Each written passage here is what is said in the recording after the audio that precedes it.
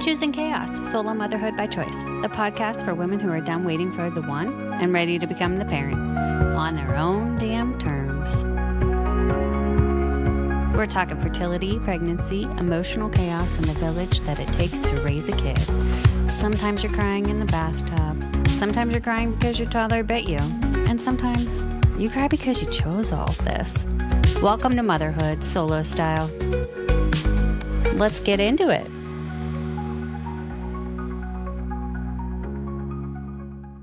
Welcome back to Choosing Chaos, Solo Motherhood by Choice. I am your host, Laura. Nathalie had built the kind of life that so many people are taught to chase. One that looked steady, settled, and complete. For Nathalie, it meant love, marriage, and a home, and the future carefully mapped out, all seeming to fall into place exactly as they should. From the outside, everything looked exactly as it was supposed to be. But sometimes the life that you've built can shift in a single moment, and the path you thought was certain begins to unravel in many ways that you had never imagined. For Nathalie, it wasn't just one unexpected turn, it was a series of them. A moment that forced her to pause, to question, and to ultimately redefine what she truly wanted, not just in love, but in motherhood, identity, and the life that she was meant to live. This story is about letting go of the dream that you were taught to value and finding the courage to create your own path. Let's dive in. Yeah, exactly. Welcome back to Choosing Chaos. I am joined by Nathalie. Thank you so much for joining me tonight, Nathalie. It is wonderful to meet you officially. Yes, thank you so much, Laura, for having me. I'm very excited to be able to discuss this with you and to meet another fellow solo parent. So I'm very excited about that. I am so excited. So if it feels okay to share, can you tell me a little bit about the path that led you to becoming a mom, a single mom by choice, and what that journey has held for you? Absolutely. I think that path was not very clear for sure.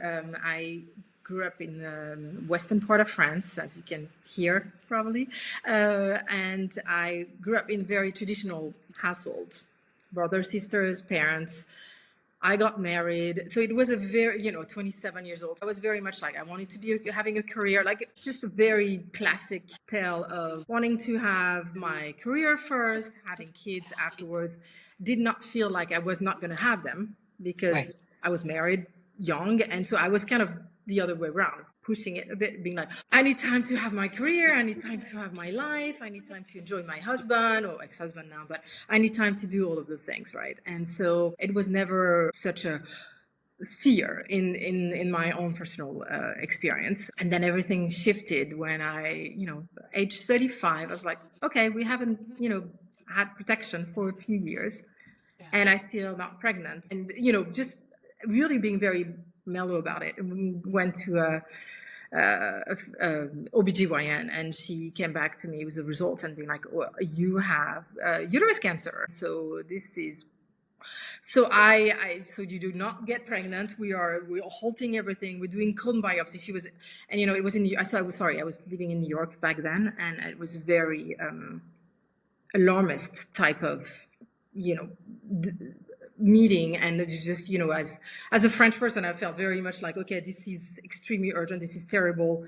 And she was like, let's send those to the labs. I'm sure it's going to come with more. It was called adenocarcinoma in situ. It's one of those very aggressive uterus cancer cells. And so this was just so scary. And that led me to hold on to that part for a year, realizing that my marriage was not good, being able to keep my uterus. So there was all these up and downs that led me to freeze my eggs, because as soon as I could, I just did that. And then it took me another 5 years to realize that I wanted to do it on my own. That's what led me to this. But it was a very, very different path, I think, it wasn't the path that I thought I would take anyway, if that makes sense. Oh, no, that makes 100%. And then we hear the word cancer, right? And it's automatically scary. We don't expect that. But did you have any symptoms, I guess? Because I guess I don't know what the symptoms are for uterine. No, nothing at all. It was just like, and I still have my uterus. So which is It's amazing. something which absolutely amazing. They wanted to remove it from me, and I fought it. And so I was like, we have to check every 3 months, and we have to make sure that you're. And then it came back, and it was just like so. It was for a year. It was such a horrible place. I really thought I was not going to be able to have kids, and that Yeah. really created such an anxiety in me because again I was really chill about it, but in my mind it was no, I was gonna have kids. Right. I was just more like pushing it a little bit and be like, no, I'm not ready yet, I need to wait. So Focus on this right now, the diagnosis, healing, getting through that chapter right, of life. right, Yeah. right, completely. So yeah, no, it was not something that I expected, nor did I have any symptoms, and it went away strangely Yeah. enough. So I think sometimes like those things that are not well in you, it manifests in your body, and I believe in that. And so I think it was one of the things where it's no explanation. They couldn't tell me. They were just like, we have no idea why it came negative and then it came back positive. And but I was at risk, and they took away the cone, so I could not carry my child without bed rest, if Oh, anything. So that was the other thing that was very difficult for that journey. Is like they took away all the cone, which they weren't supposed to do anyway. So there was some medical mishap on top of that, and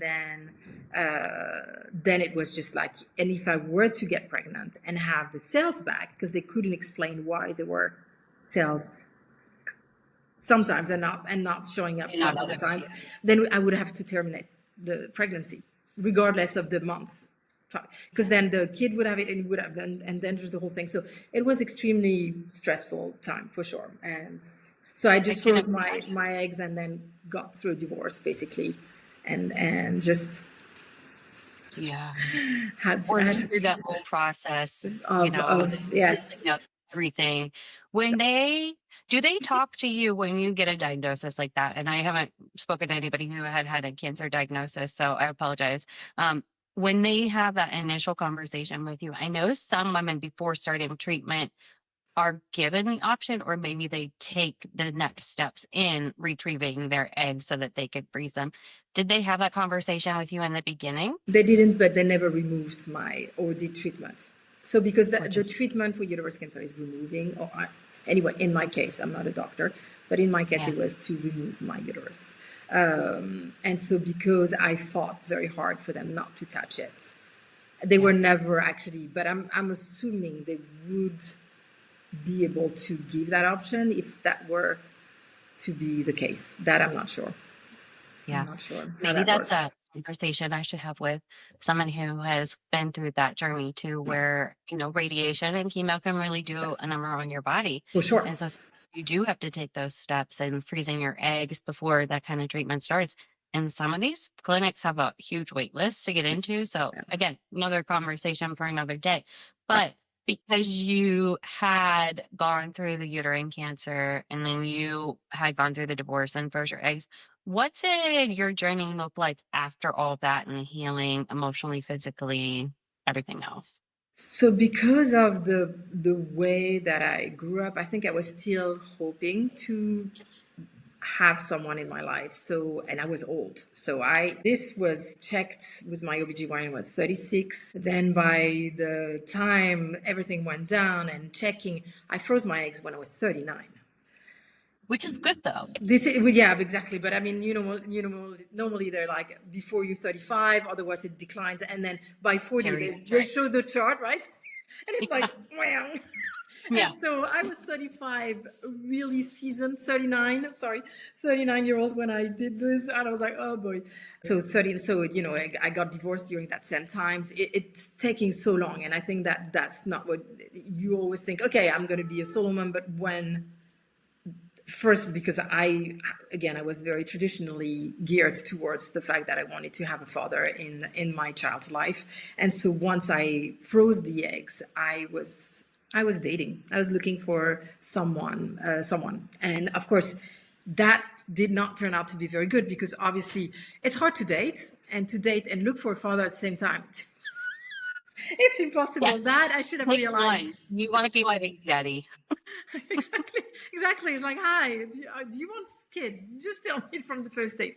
So Yeah. of course, that did not work out. But I wasted probably another 3 years, a good 3 years on that search. It just took me a while to really grasp the fact that I could do this. And it wasn't necessarily that I could do it alone or not, that I always had clarity in the fact that most women do it alone, even if they're married. Anyway, yeah. So it was more that idea of just letting go of that romantic side of just, okay, I want to share this with someone. I want the genetics. I want them, like this idyllic family that we're all fed through the princess, the fairy tale. And I think that was probably the hardest thing. And also the second thing for me was the donor conceived, the fact that she didn't, or she or he, my child would not be able to know exactly who they were or what was their identity. And I struggled with that. I was just like, is this something that is important? So I really reevaluated everything that I thought was true to really understand that it's not really. And that made me feel so much better. But yeah, I think we're fed in that. We're very much in that society still. I feel I'm 10 years older than you. I think I'm 51. So I was even more in that society where we are half and half of your father and the mother, and this is who you are, and that's how you grow up, and that's the example you get. And I think it's not necessarily true either in that sense. You just become your own person very quickly. Yeah, you really do. You You really create your do. own identity. And even, I mean, I love my parents, but there are a lot of times where I'm like, I wish I didn't have some of their genetics because of medical traits that they have that I'm like, why'd you pass that down to me? Exactly. And it's no, absolutely. And it feels like when I'm thinking of my experience versus theirs, even though I was always told, you look like your father and you have the character of your mom and you would just have so again, I built myself, and I don't know what my child's experience will be, because I've never experienced it. But so that was through that building, and then you can deny it. So maybe it's easier to be like, I can be my own person. When you Okay. don't, maybe you won't. And that's what because then it's harder, because of course you can't give that to them. And so how do you, Mhm.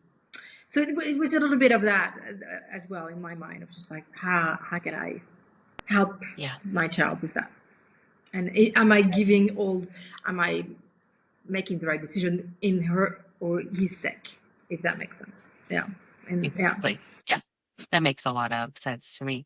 And so you froze your eggs. Did you then proceed forward with the Las Vegas Fertility Center on your own? No. Or what was that relationship with them, especially with you being in Europe? No, so I was in New York. So that was the beauty. I lived in New York for 18 years. So that's why I was able to do the things that I was able to do, because of the fact that I was actually living in the States, and it's legal here. And I froze my eggs. So it just started to happen where the insurance was taking care of it and was actually reimbursing it. I used to work for Ralph Lauren. And so they were just like doing all these amazing things. It just changed that years. And I was like, okay, the stars are aligning. And so I froze my eggs. And so without having a partner, without having infertility issue per se, because I didn't go through, of course, I had the cancer, but I never tried, having failed once or declared failed ones. Anyway, I had some that I knew were not good when you were miscarriage, but they were very early on, so I never went to a professional for those. It just didn't really feel like I would have been able to have the same freedom in Europe. So that was beautiful. So I froze those eggs, waited 4 years after the dating debacle, went back to those, and then I just, like, because I wanted to do a surrogate, because I was 43, and I was like, okay, with the health issues, the fact that I will have alone do a bed rest, plus the Yeah. risk of having to terminate my pregnancy at any moment, I was just like, there's too many risks, so I'm just going to go with surrogacy. And that was a whole different world of especially in I started 2017. So it's just like, yeah, it was just so many things to think about. And yeah, it was just very daunting.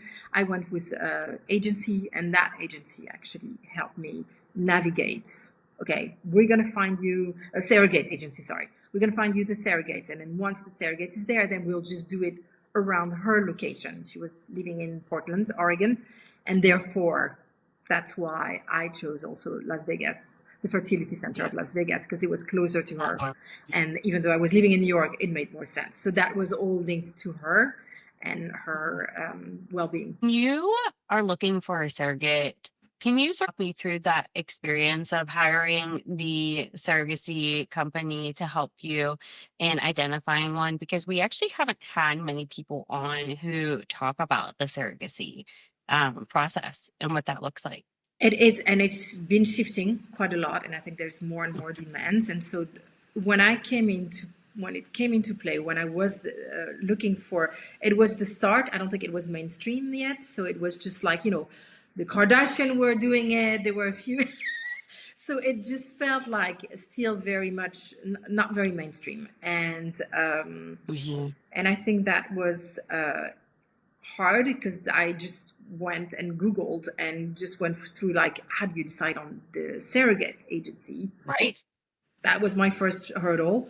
And then it was urgency. So there was the small agency that's now not existing anymore, but that surrogate agency was quite small, and we're able to be like, you know what, we have 3 available surrogate that will be able to carry your child now. They're available.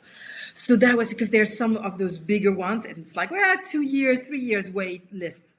Oh my gosh. And it's like, oh my God. And, so, and yeah. And I think You're like, I'm 43. I don't want to be 46. No, exactly. And that's the thing. It's like, as you know, you need your energy, right? So you need to do it as early as possible, especially as a solo mom, because no one else is going to help you. So that was really what made me decide on them. And so then I interviewed the 3. So that was great. And then I just were able to connect with one that was just lovely and was very much like, and it's so cool because it also through an agency, it forces you to just ask the hard questions. It's like, what's your take on terminating a baby that's, or twins, or what's your take? And so you discuss all those different things and all those variables and so it's very transparent. And so it's quite beautiful in that way, because you just feel very supported and secure and clear in because it's not easy to go into that relationship because it's so intimate, and you're like, but then you still need to talk about those things, because of course mid-course when you're pregnant or when she's pregnant and the intended parent is like, oh no, actually I want this, and they don't agree, that's hard. So you really build a contract, you have lawyers, so it's very structured. Yeah. And that's what you have to be able to put yourself in their shoes, but also they have to be able to put themselves in what you would do, right? Your experience. Right. So like you said, if maybe you come back from the 20-week anatomy scan and there might be some issues, like how do you address that? Yeah. Would they want to terminate the pregnancy? If you don't, then obviously that's not the surrogate for you. Right. Because they still align. Completely. So I think that was very important for me to be able to see what was her value and what she was visualizing, the delivery, how do you do this? And, there's so many things that you have to discuss in that sense. And so, she was like, okay, I would like to have my husband. She's married. And I would like to have my husband in the delivery room. And so you just like, it's so, and of course you were coming in the delivery room. I would like, so I cut the cord, the umbilical cord. I did skin to skin right away. So it's so incredible because you have that, again, set up in the States that makes it, that normalized because it's such an abnormal way of having a child. And so it's, and of course it's really hard to leave the surrogate mom there, and so it's nice to have everything around it that actually makes it a bit more normal, a bit more adapted to the situation. Right. Were you able to be there through her check-ins? I mean, the big check-ins. So like The the big three, anatomy scan is exactly. probably the biggest. I mean, for me, the biggest was the heartbeat sonogram. It was just like, so I The was 12 able, weeks. Yeah.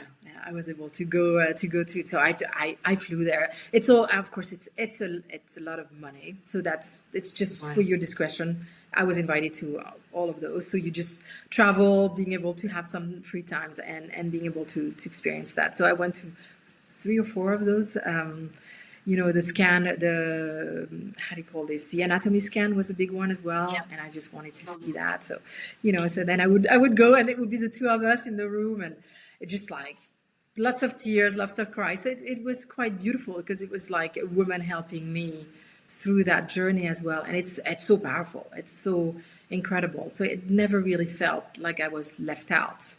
And I Mhm. remember her finding ways. So it was incredible because she would text me and be like, I think you're gonna have a singer or a dancer because she's dancing in my belly, and so should you, and so it's beautiful because she would just always like, she was in church and just like felt my daughter just moving. So it's all these things that are just making it closer to the experience. And then she also find these things that I bought, which was she would put I would record something on an app, my voice and a story, and then that story was actually read into the belly. It was Oh, with so she little. knew your She was the one who actually told me. She's like, "Hey, that would be great." I'm like, "Yes." And so then she was accustomed to my voice. I would just record it every day. So there was ways now that makes it so intimate in that way. It's quite beautiful. So I love that. I absolutely loved reading her books. Can you imagine a world before technology where like that wasn't That possible? was So impossible. they can hear you in the womb, right? Right. Yeah. I can't imagine what that before technology was like Yeah. for a mom and her Mm. baby and that bonding experience. Absolutely, absolutely, and just even infertility, and I mean all of this. Like That- obviously, I would be with no child if I was to be born even 20 years ago, 20 years younger, 20 years older. Sorry, that would be not possible. So it's just incredible to be able to think of that and be like, oh, that's that's quite a gift. So I'm really happy about all of this new technology for sure. Yeah. When you were having those conversations with her about preparing for birth, one, did she have a set date or did you just have to fly on a whim because she's like, hey, my water broke? No, so we waited, and so of course I was always ready, but I did not, Right. So we had a due date, which was a regular date, and so I came in 3 4 days prior, and I took 2 weeks off, and I was just like, okay, and then of course she came in late. So I was Oh, like, and she didn't want to be induced. She was like, I just want the natural way. I was like, absolutely. Again, respecting of like your wishes, I agreed to this. So yes. we just waited and waited and waited, and then after I think day 4, she the surrogate mother called me and she's like, okay, I'm done, we're gonna induce, and we had to induce because she was Right. not leaving. She Oh, was she was cruising. in there for a long haul. Yes, and it took another 12 to 14 hours, I think, after inducing, because she was like my second one, and so she had, so that's a rule as well as surrogate mothers, they're all vetted through a therapist as well, who just tell them, like they have an interview, but also they already have their family. So they have their family, they don't want any other kids, but they love nobody to be pregnant. And so it's like, oh, it was so easy. Mine popped out, no problem. And, her kids are pretty big and tall. And I was like, okay, that's going to be an easy one. And that, it was not. So I felt very terrible. I'm No. like, I'm so sorry. So that was a hard one. That was a hard one for her, harder than her own kids. So you never know. Yeah, there's something to be said for that. Yeah, exactly. You never know.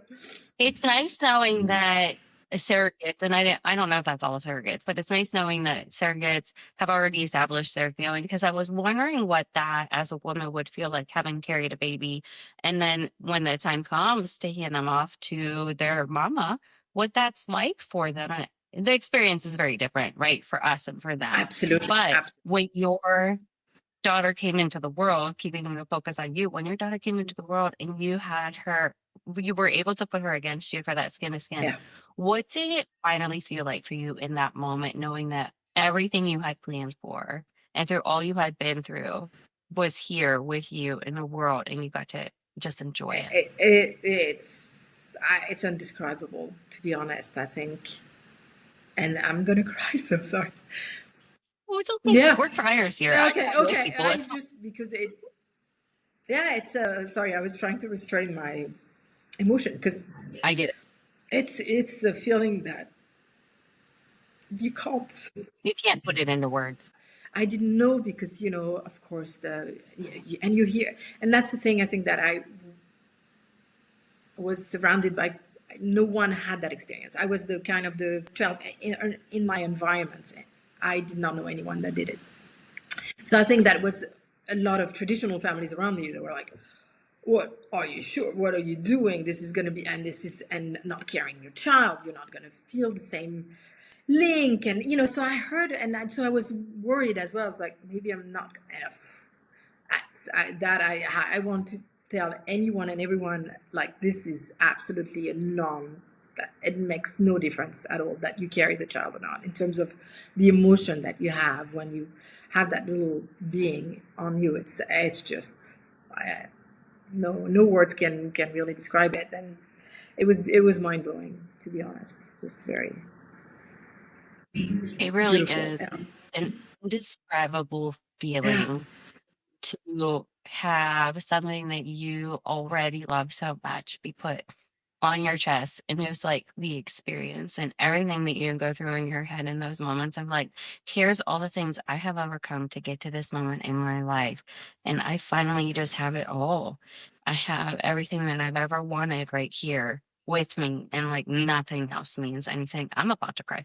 Nothing else means anything in this moment other than how far we've come to get to this point, because they're just such beautiful little gifts from whatever you believe in Right. above.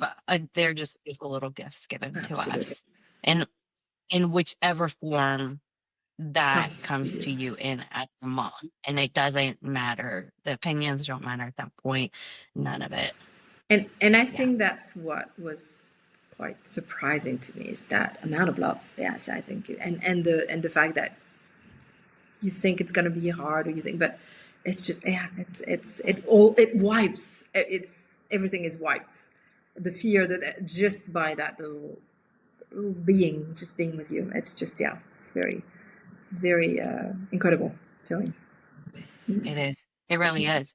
And she is truly a part of you because she was formed from your Correct. eggs and donor sperms. She is she's my genetic child, absolutely, with a donor, a sperm donor, absolutely. So that was also something that I was so lucky to have. I don't think I would have gone, because I know actually someone who's thinking of having donor and carrying the child.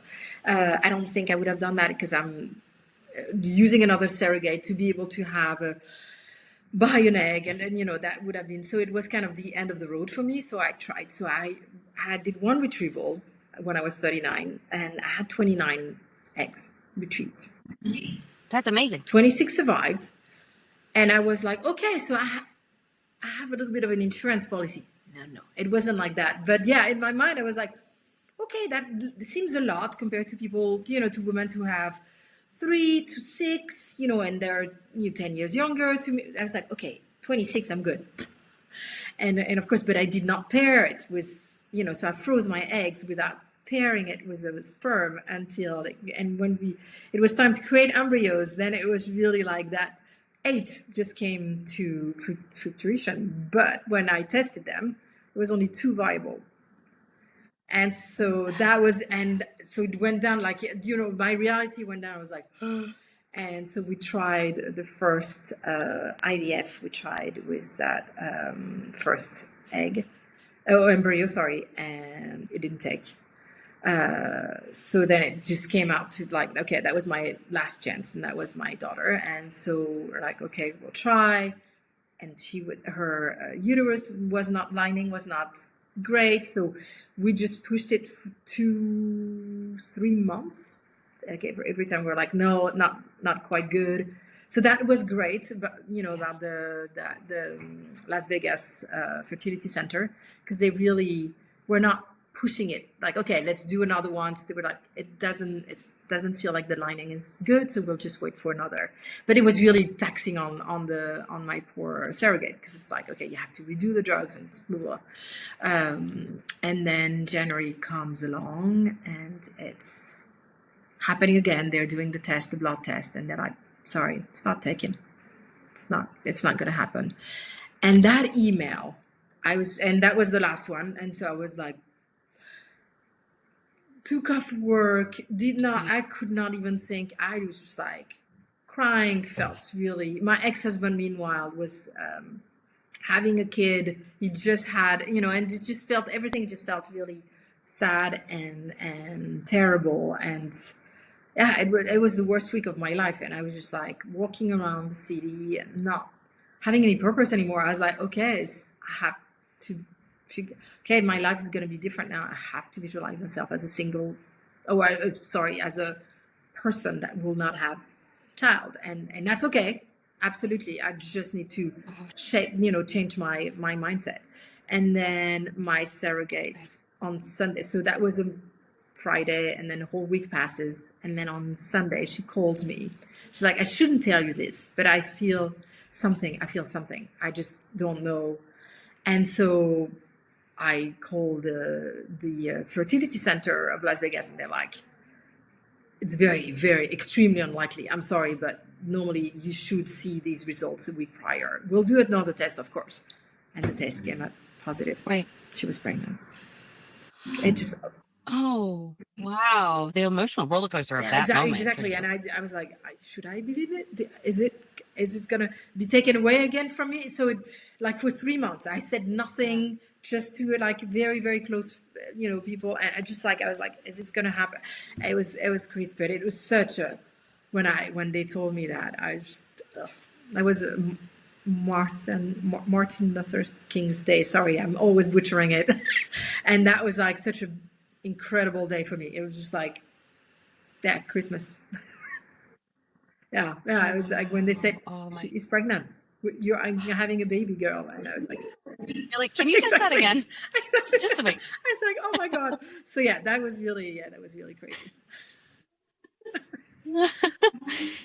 Tell me a little bit about your daughter. So Naomi is 6 years old. She is great level little kid. She's studying and being in class. She's quite level and quite great, and she's the joy of my life, really. So we've been traveling a lot. We've been going from places to places, back to, I have a friend in LA, so we did a month in LA when she was born, because my friend was like, you need help. You're not going to be able to do this alone. Because that was the thing. My mother, so when I made the decision, I didn't have a village. And my mother had Alzheimer. My dad was older.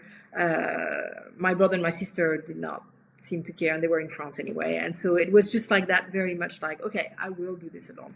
And so she was like, no, for the first month, you're coming to me because you'll be sleep deprived. You're not going to be able to. And that was so true. Oh my God. The first 10 days, I thought I was going to lose my mind. I was like, crying every 5 minutes, and I did not understand that I needed to increase the amount of milk very quickly. So they're sending me back from the hospital. I'm all alone in that house in Portland, which I don't know anyone. So, and I'm figuring out how to mix the milk, and of course I don't give her enough. So every hour she would wake up and after 2 days, I was like, okay, I made the wrong choice. I will never be able to do this. I don't know how I'm going to do this. I need my sleep. I'm losing my mind. And then when I realized that I needed to increase, and then she would sleep for 2 hours. So then I was able to sleep for 2 hours. But yeah, those 10 days were brutal when I was alone, for sure. It's almost like you experienced the baby blues, but in a different way, right? Because those first 2 weeks are the baby blues. And so you go through a lot of emotions during that time and anxiety. But it's like overwhelming to in the feeding part in general is very overwhelming because you don't realize like when sometimes they are inconsolable, it Right. is time to Right. increase the amount of ounces that they're getting. If you're nursing, it's really hard to measure how much they're getting. So I found that to be difficult myself.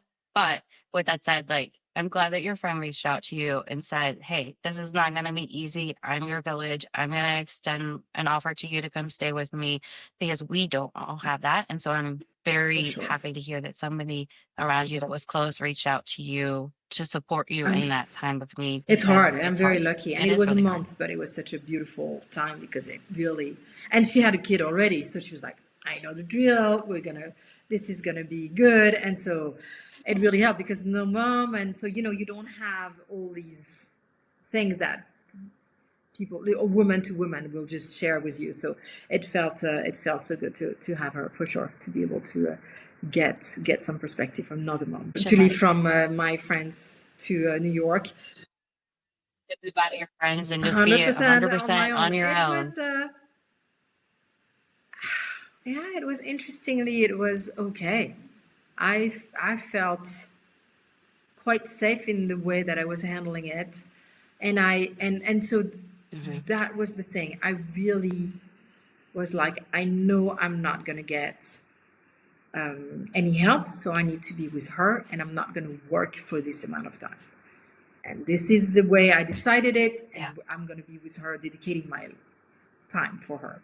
And so that felt so comforting in that sense of not being like, I have to go back to work. I have everything, and then COVID hit. We were all stuck at home. She was 5 months old when that happened. So, we were 4 months, and just like, being and getting to know her, and then that hit. And that was really hard. That was harder for me. But the first few months, just like, okay, I'm gonna stroll. And of course, having that idea of myself being a mom was also, I don't know if you had that same feeling, but that shift of who you are, and that person, because it was like, okay, I'll just have a drink with my friend like I've always done. And so I would bring her and this, like, not necessarily like doing the same thing as I was doing, but just with a stroller, and being like, okay, this is gonna work, and Right. being a little bit in my own work, because I had such a hard time gathering both, like, of who I was with who I became. And so I don't know if you had that experience, but I know it's quite hard for me. It was like, yeah, just like my old habits in New York, and just trying to fit her in and be like, yeah, sure, it's gonna go. It'll be fine. You just bring them along. Exactly. Yeah. What part of motherhood feels the most grounding or empowering for you in your I think experience? she teaches me as much or more than I teach her. And I think that for me, that was the Yeah. most humbling, I would say, because I did not realize that I would actually have to stop and really think of, okay, what should we eat now?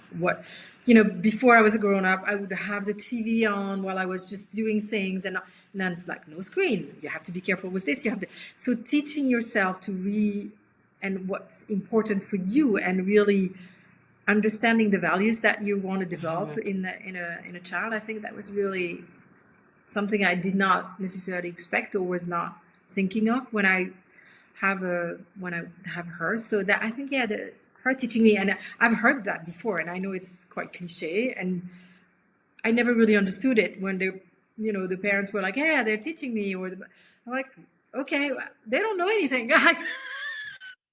They're babies, they're pooping in their diapers. What are you talking about? So it was kind of interesting, because I really felt it. I really felt like, okay, yes, okay, this is a completely new world. It's a new me.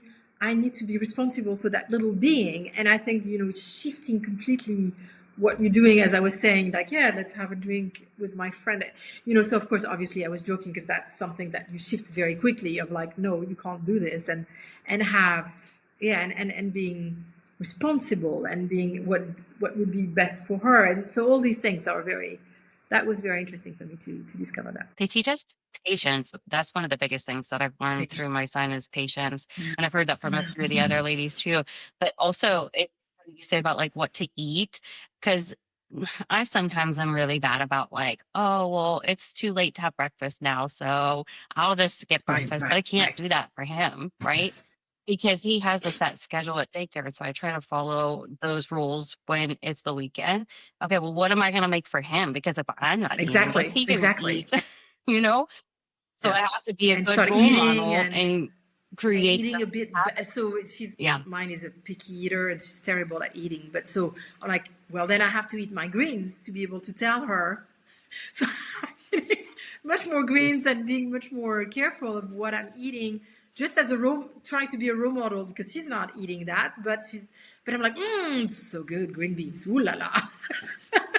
So it's interesting because you do things for your kids Yeah. that you would never imagine, and yeah, patience is one of those. And I think also the vision that what mother you thought you were gonna be, and who you actually are as a mother, very different. And I think that also because you have all these presets ideas of what needs to be a good mother and what's and of course when you're down to like, okay, what do I need to pick? Because I can't do it all. I'm not, of course, when it's theoretical, you're like, sure, I'll just do this and I'll do that. And then, of course, when you're in the thick of it, you're just like, no, I need, I need to actually choose. I need to make there's things that are priorities and things that I just have to let go. And food is one of those. So I do prepare food, eat, but she eats, which I can't have like her crying at dinner for like 20 minutes, I don't, and just make it the end of the world. There's many times where I have said, buddy, I can't do it all. Okay. I'm trying my best. I For can't do sure. it all right now. So it's funny you say that because I do say that outwardly a And lot. that's the beauty of being a solo parent, that you allow yourself to be like, you know what, it's okay. And then you choose your priorities. You don't have to actually also have this negotiation with your partner. You're like, this is the priorities. Because if a partner was like, okay, well, I think food is very important, which it is. I'm not saying it's not, but for me, it's like, you know what, she'll grow out of it. I was a picky eater. For me, it's not necessarily a huge deal. She'll learn when she has peer pressure to better. And so yeah, so it's interesting. But for me, screen is very important. So screen time. So it's all about, okay, I will do this because it's important for me. And then yes, the food, yeah, because we're not able to do it all on food. Yeah. We have to choose We our have to battles. choose our Exactly. Exactly. Very important to be sane. to keep our sanity for sure. Well, I want to transition just a little bit into something exciting that we talked about is you wrote a book. And what inspired you to write this book? And was there a moment when you felt this is something that I could do It for my was so daughter? at first it was more that I couldn't find books that were talking about solo parenthood, and it's so interesting because I was like, okay, looking. So there is diverse family books. There are how to make a baby books, and so there are different ways, but you don't have.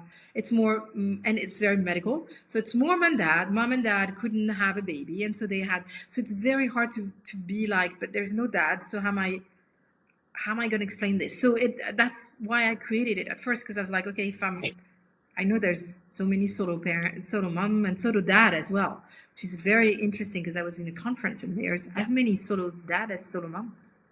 That I didn't know. And so solo parents, how do we just discuss this and how do we tackle this? And of course, I didn't carry her.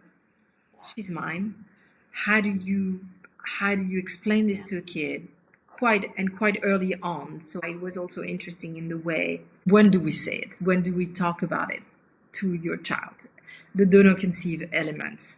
You normally come with a bit of a trauma from, it's never your first choice to do this on your own. I mean, maybe now with new generation, but I think, it's always that I didn't find the right guy. I need to be doing this on my own. I don't think that's the ideal. How, as a parent, do you tell the story? And I find myself as I was coming from a traditional background, hesitating and looking for my words and being like, well, and it made me a bit stressed. And then I'm like, okay, I'm giving this, because of course at 2 years, because I wanted to tell her early on.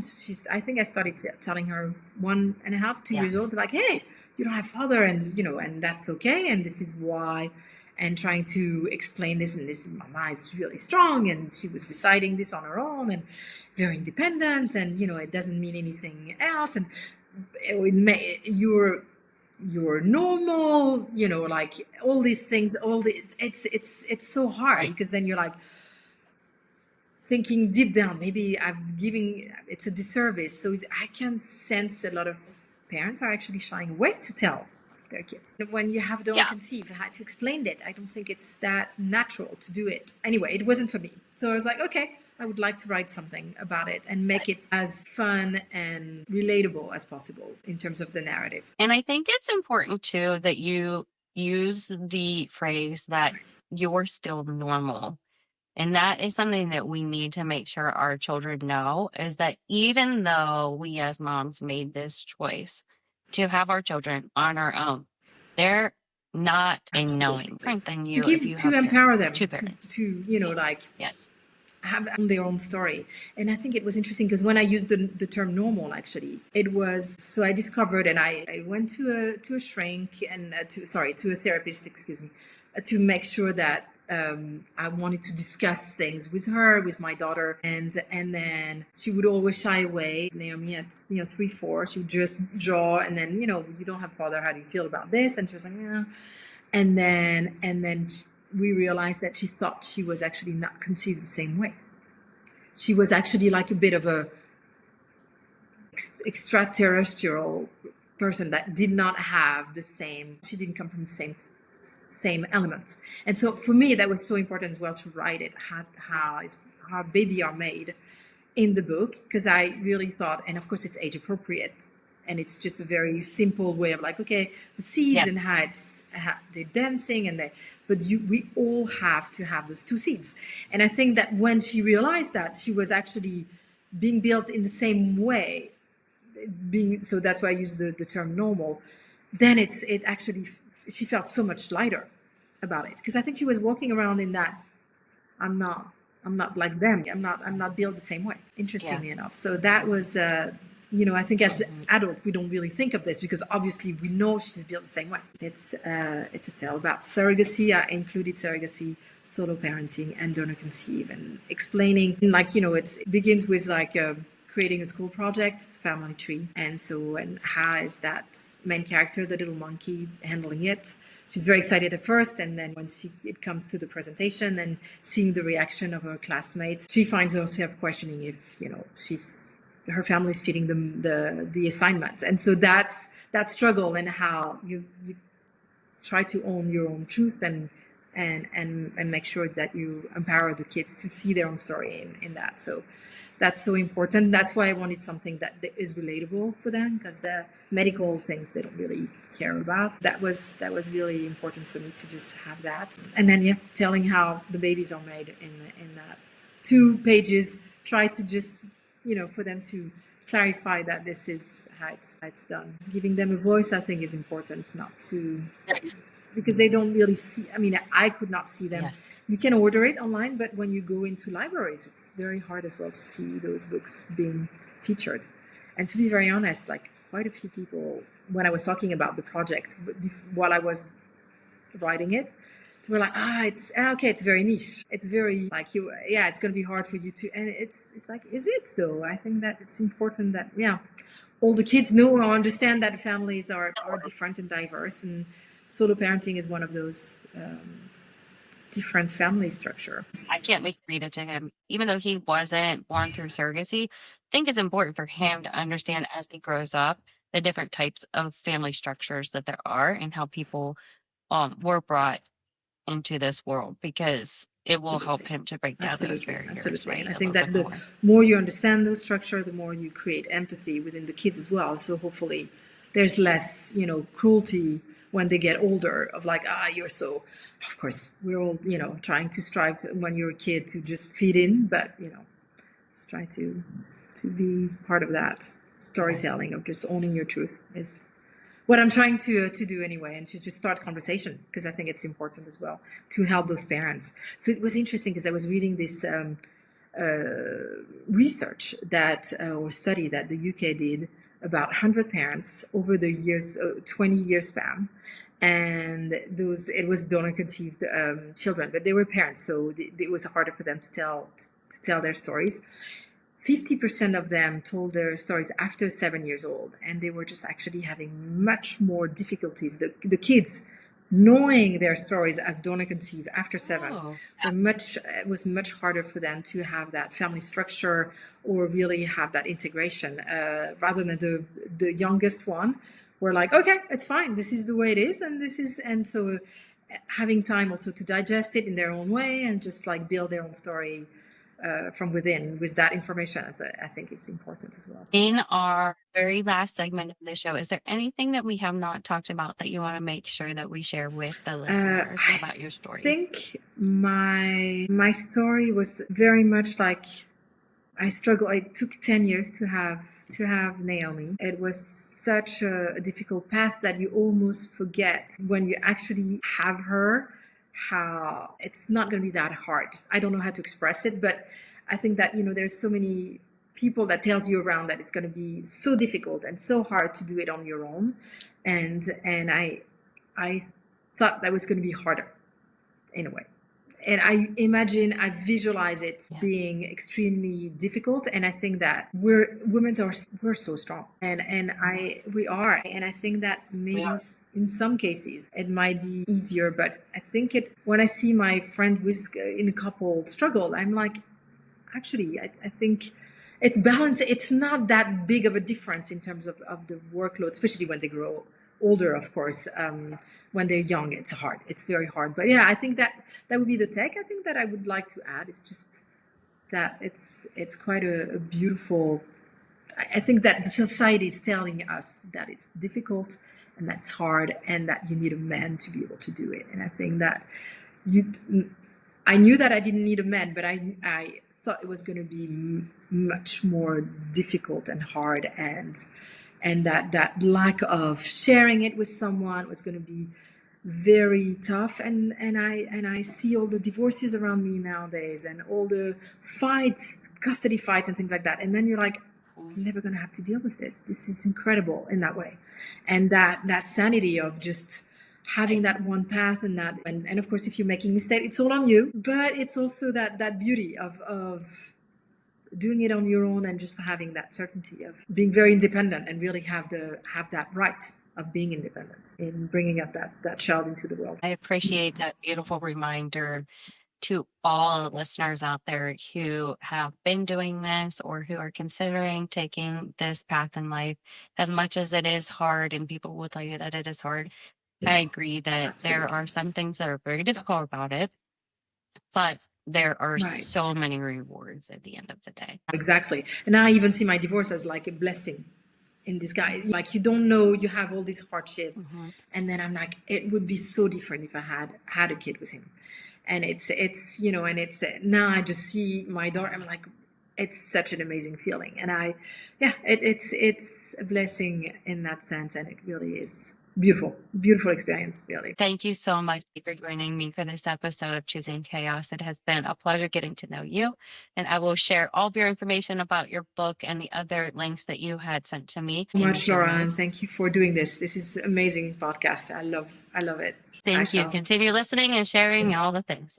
I will chat with you soon. Nathalie's journey didn't follow the script that we all are taught to believe in, and that's exactly what makes it as powerful as any of the other stories that we have heard. She faced uncertainty in its rarest form, healed her body, and learned to listen deeply to her own heart. Along the way, she made the courageous decision to leave behind what no longer served her, even when it meant stepping into the unknown. In doing so, she reimagined what family could look like on her own terms, choosing a path through surrogacy at a time when it wasn't widely talked about, but it is now becoming a meaningful and growing option for so many navigating infertility. Her story reminds us that sometimes the life we were meant to live exists just beyond the boundaries of what we've been taught to want, and that choosing yourself, your truth, your path, and your vision of love and family, it's a return to something deeper, to something more aligned, and maybe something even more beautiful than you have ever dreamed of. Before you go, thank you for being here and sharing this space with us. If choosing chaos has become even a small part of your journey, make sure that you subscribe so that you don't miss more stories of courage, choice, and connection, and the beautifully chaotic, sometimes hilarious realities of motherhood. As always, thank you for trusting us with your hearts and your hopes. Until next time, keep embracing that beauty and the chaos here on Choosing Chaos.